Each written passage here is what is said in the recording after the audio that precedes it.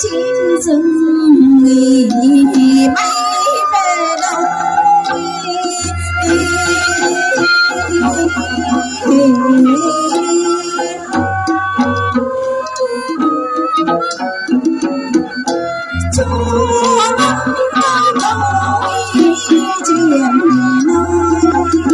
nhỏ con sống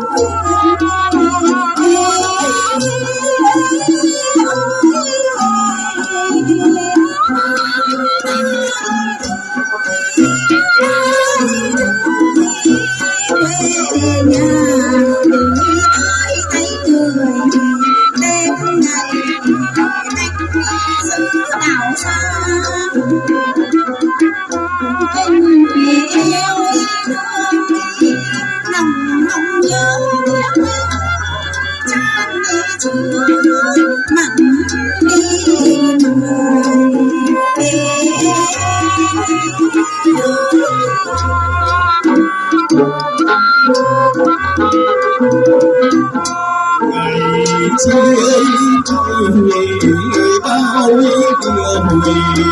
còn đi trong dạng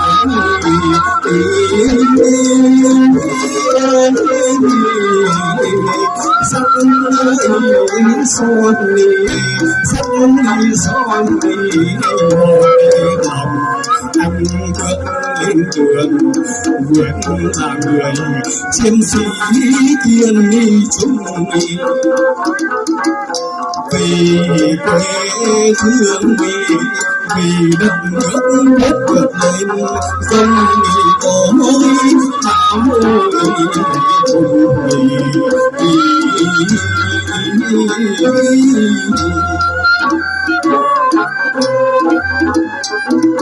cùng